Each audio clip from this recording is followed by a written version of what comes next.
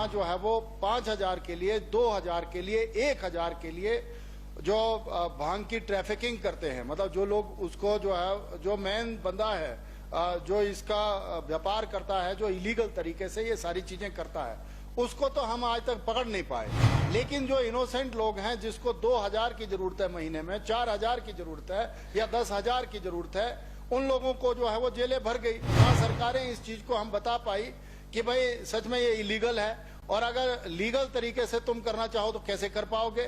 जो ये माननीय पूर्णचंद जी ठाकुर यहाँ पर ये बहुत ही महत्वपूर्ण चर्चा यहाँ हाउस में लाए, मैं भी बोलने खड़ा हुआ हूँ। सर, मैं सीधे सोशल इम्पैक्ट पे जाऊंगा, जो इसका नुकसान जो हमारे लोगों को भुगतना पड़ा है। मैं अभी एसपी चंबा से बात कर रहा था कि हमारे कितने लोग जेलों में हैं, विशेषकर चुराहा और जो हमारा डलहौजी का और ये बरमौर का इलाका है। लगभग 600 लोग जो हैं वो पिछले 5 सालों में अंदर गए और 400 लोगों पे अभी केसेस चले हुए हैं। जो पूर्व में माननीय विधायकों ने कहा, मैं उनके साथ बिल्कुल एग्री करता हूं।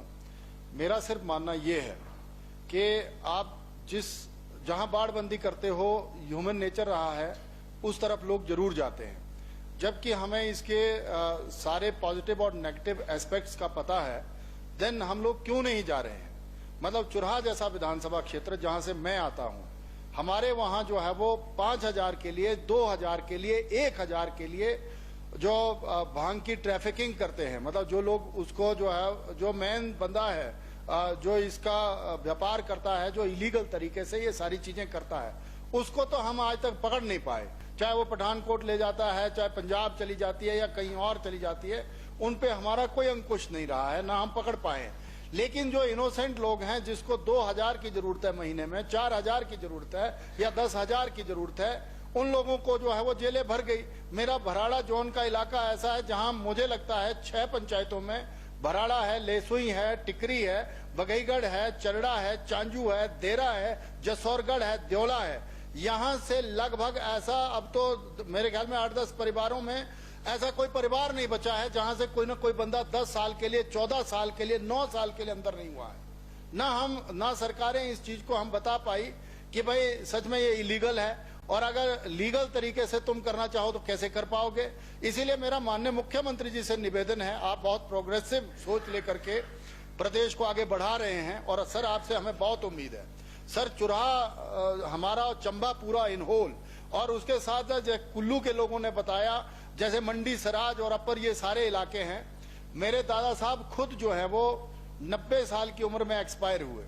ऐसा कोई दिन नहीं होता था, मैं हाउस में बोल रहा हूं, जिस दिन वो उसका इस्तेमाल नहीं करते थे, पर वो करते थे लिमिटेड इस्तेमाल। एक तो हम जो स्नो बाउंडेड एरियाज में, रिमोट एरिया में रहते हैं, हमारी मजबूरी होती है, 6 महीने तो ठंड का आलम ऐसा रहता है, और भांग से जो है वो आपका, अगर आपके साथ घी और दही का सही मिश्रण है तो डाइजेशन भी जबरदस्त रहता है। और आप जो हैं वो, नहीं सच्चाई है ये, वो तो सुंदर जी को पूछो। अब मेरा ये मानना है आप लोगों से, नहीं मैं कहा, आपने विस्तृत तरीके से कहा ना जी, तो नहीं हम तो पचा ही नहीं पाए। मैं लीगली तौर पर कह रहा हूं, कई बार हम लोग होली के त्योहार में या किसी और त्योहार में, या और त्योहार होते हैं, एक बार मैंने तो उसका सेवन किया था, लेकिन आप नहीं मानेंगे, 4 दिन तक मैं तो खुद ही उठ नहीं पाया। मतलब जो नहीं इसको कर सकते वो नहीं कर सकते। पर इसमें जब मेरी बेटी खुद बीमार हुई, सुंदर जी को याद होगा, मेरी बेटी टाटा तक गई जी, वो सीए का केस बन गया था, और जब उनके बोन मैरो पे सारी ये चीजें हो गई, तो डॉक्टरों ने स्पेशली कहा था, मैं ये हाउस में कह रहा हूं, उन्होंने कहा कि अगर उसके तेल का इस्तेमाल आप कर लेंगे, भाई सुंदर ने भी सुजेशन दी थी, हम पिछली बार भी साथ साथ थे सर, एक जीवन बचाने का काम जो है वो इस पौधे ने किया हुआ है। औषधीय गुण तो है ही है, साथ ही साथ जो भाई सुरेंद्र शौरी जी ने कहा, पूरन जी ने कहा कि आप एक तरफ हम रोजगार जनरेट करना चाहते हैं, तो रोजगार जनरेट करे ना जी। अब अगर उत्तराखंड कर सकता है तो वहां भी तो लोग बसते हैं, वहां भी तो समाज बसते हैं। हम किसी को किसी नशे की तरफ नहीं धकेल रहे हैं। अब जैसे चिट्टा जो है जिस तरह से प्रचारित हुआ है, जिस तरह से ये अपर शिमला में मैं देख रहा था, इसके इतने गंदे इम्पैक्ट गए हैं। हमारा ये जो ऊना और ये जो इलाके लगते हैं पंजाब के साथ, यहाँ पर तो इतनी अति हो गई है कि उनका तो 4 साल का सर्वाइवल है जो चिट्टे का आदी हो जाता है। तो मेरा आपसे ये निवेदन है, आपके माध्यम से माननीय मुख्यमंत्री जी से निवेदन है मेरा कि मैंने जो आंकड़े पेश किए हैं वो बिल्कुल सही हैं। अब जो है वो परिवारों को बचाना जरूरी हो गया है। और जहां हमारे जैसे विधानसभा क्षेत्र में, जैसे चुरा में मैं कह रहा हूं कि हिमगिरी जोन से लेकर के, झज्जा जोन से लेकर के, बैरागढ़ जोन से लेकर के 100 बार हमने मनरेगा में ड्राइव चलाई, हमने खुद ड्राइव चलाई। और कई भाषणों में मैंने, अगर आप मेरे पुराने भाषण निकालें, उसमें मैंने जनसभाओं में कहा कि तुमको हो क्या गया है, काहे को तुम ये इसमें ट्रैफिकिंग करते हो 2000 के लिए, 4000 के लिए, 10,000 के लिए। तुम्हारा परिवार का मुखिया अंदर चला जाता है और परिवार को संभालना हमें बड़ा टफ हो जाता है। लेकिन इस तरफ अब वो भी बेचारे असहाय हैं। अब जिसको 2000 की जरूरत है अपना परिवार चलाने के लिए, 4000 की जरूरत है, वो तो कुछ भी करता है जी। सर्वाइवल के लिए तो आदमी को अपने परिवार को चलाने के लिए कुछ भी करना है। मुझे लगता है कि अब समय आ गया है हिमाचल जैसी स्टेट को भी सीरियसली जो है वो इसके इंडस्ट्रियल उसमें जाना चाहिए, उसके रेशे को कपड़ों के लिए इस्तेमाल करना चाहिए। और जो उसके जो भंगोलू हैं, मतलब जो उसका बीज है, उसको हम औषधीय तरीके से इस्तेमाल कर, जरूरी थोड़ी है कि उसको मल करके जो है वो उसको हमने आगे ले जाना है। तो मेरा मुख्यमंत्री जी से आपके माध्यम से निवेदन है सर, इसको हम उस तरह से लें सीरियसली। और इस बार आप जिस तरह से लगे हुए हैं, मुझे विश्वास है कि आप इस पर भी पॉलिसी या कोई एक्ट या कुछ कानून ले करके आएंगे और हिमाचल के जो रिमोट एरिया में बसे हुए लोग हैं उन जनता को भांग की खेती को लीगल करके जो है वो आप एक उपहार देंगे। आपने मुझे समय दिया सर, आपका बहुत बहुत धन्यवाद। जय हिंद। ये पहली बार हुआ है कि मौजूदा किसी सीएम ने जो है वो अपने नाम पे जो है इस तरह की योजना चलाई है। ये सही है, ये सही है। इनका नाम थोड़ी है सुखराम, सुखराम है, नाम बदल दिया नाम तो सुखाश्रय ऐसा ये सुखविंदर सिंह सुखू। बस करो बाबा, बैठो। ऐसा मेरा मानना ये है सर, योजना क्या है, योजना का उद्देश्य क्या है, वो बिल में आपने विस्तृत तरीके से रखा हुआ है, मुझे उसमें कोई जाना नहीं है। हमने व्यवस्था परिवर्तन में उस दिन बोल ही दिया था, ऐसा मेरा कोई विषय ही नहीं है। एवं जब वीरभद्र सिंह जी भी यहाँ बैठा करते थे, जब हम पहली बार चुन करके आए थे, हमने कई बार कहा कि कई चीजें ऐसी होती हैं जो लीडर चाहता है कि मेरे जाने के बाद भी चीजें जो है वो रहें, वो होना भी चाहिए। पर मुझे बधाई देनी है माननीय सुखविंदर सिंह सुक्खू जी को कि आपने जो है वो कम से कम राजीव और गांधी जी को और उनको इस उससे बाहर रखा। इसके लिए मैं आपको बधाई देना चाहता हूँ। ये पहली बार हुआ हिमाचल प्रदेश में। हाँ वो बाहर का रास्ता। और मुझे इनका एजेंडा बहुत अच्छा लगता है। इनका एजेंडा बिल्कुल साफ है, इनका एजेंडा बिल्कुल साफ है कि मैंने जो है वो अब गांधी परिवार के बहुत नजदीक हैं, पर इन्होंने ये चीज करके जो है वो बहुत अच्छा किया है। मुझे सिर्फ एक पॉइंट करना है सर, चिल्ली में एक बालिका आश्रम चलता है, मैं ये इसी रेफरेंस में आ जाएगा, बालिका आश्रम चलता है, उसके लिए हमने जो है वो बिल्डिंग का प्रावधान जो है वो एनएचपीसी से करवा दिया है। जब हम यहाँ बच्चियों की देखरेख की बात कर रहे हैं और उस तरह के जो असहाय और बेसहारा लोग हैं उनके लिए माननीय मुख्यमंत्री जी का बहुत अच्छा विजन है।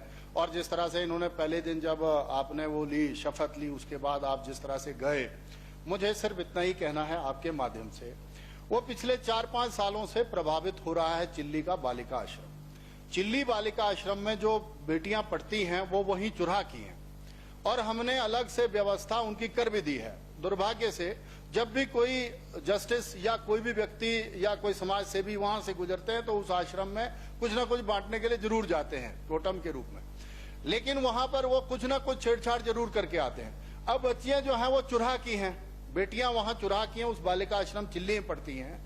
हमने बाकायदा बिल्डिंग बनाने के लिए पैसा एनएचपीसी से दिलवा दिया और वहां पर बिल्डिंग का काम भी शुरू हो गया। अब डीसी जो है वो चिट्ठी निकालते हैं, उस आश्रम को उठाओ और चंबा ले जाओ, जबकि बेटियां हमारे चुरा की हैं। उससे पहले एक और आश्रम उठाया गया था। इस तरह से जो आश्रित बच्चे हैं, जो सिस्टम पर या हम लोगों पर आश्रित बच्चे हैं, उनको इस तरह से प्रभावित ना किया जाए। माननीय मुख्यमंत्री जी से मेरा ये निवेदन है, ये बिल का वो तो है नहीं, लेकिन मुझे लगा बिल का रेफरेंस इसी में जा रहा है। आप आज ही आदेश करें डीसी साहब को कि भाई उनको प्रभावित ना करें। चिल्ली में हमारे पास अलग से भी अकोमोडेशन है, सब कुछ बढ़िया है, बच्चियां वहां से जाना नहीं चाहती, काहे को उनको हम वहां भेज रहे हैं। तो मेरा ये निवेदन है, आपका जो ये बिल लाने का उद्देश्य है, वो ये जो कार्य जो हो रहे हैं, बिल तो आप पास भी कर लेंगे, बिल आगे बढ़ भी जाएगा, लेकिन आज जो वो प्रभावित बेटियां हो रही हैं, आप उस पर संज्ञान जरूर लें, ऐसा मुझे आपसे निवेदन करना है। माननीय परिवार कल्याण मंत्री जी, स्वास्थ्य मंत्री जी विशेष तौर पर इस पर टिप्पणी करें और उस आश्रम को जो चिल्ली में चलता है हमारे चुरा में, उसको वहीं रहने दिया जाए। इतना ही मुझे कहना था। बाकी बिल तो माननीय पूर्व मुख्यमंत्री जी ने कह ही दिया है कि बहुत सारे प्रावधान ऐसे भारत सरकार के रहे हैं, पुरानी हमारी सरकारों के रहे हैं, जिसमें ऐसे बच्चों के लिए या ऐसे उनके लिए हमारे पास बहुत सारे प्रावधान हैं। इतना ही मेरे को कहना था। आपने समय दिया, आपका बहुत धन्यवाद। Thank you.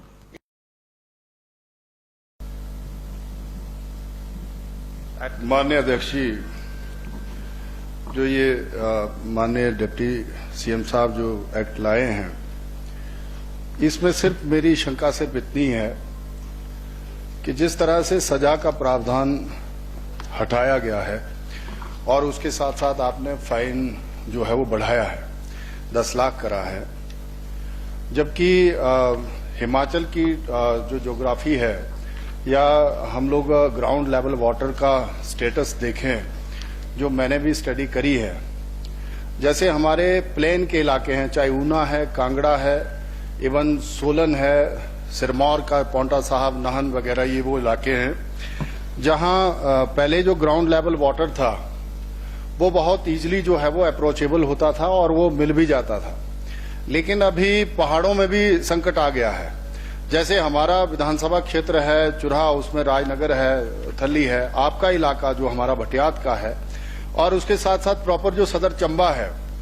तो वैज्ञानिकों का तो ये मानना है कि हमें जो है वो ग्राउंड लेवल वाटर के दोहन की जो प्रक्रिया है, जिसमें ग्लोबल वार्मिंग का जो ये कॉन्सेप्ट चला है अब, उसमें भारत सरकार भी चिंतित है और हम सब लोगों को भी चिंतित होना चाहिए। ये जो हमने सजा का प्रावधान हटा करके अभी जो सीधे फाइन पे गए हैं, तो इससे एक चीज जो गड़बड़ी की आशंका हमें लगती है कि जो थोड़े से फाइनेंशियली साउंड लोग हैं, उनको तो एक तरह से ये बढ़ावा ही होगा। वो अपनी मर्जी से बोरिंग करेंगे, अपनी मर्जी से जो है वो उसको दोहन करने का तरीका निजात करेंगे।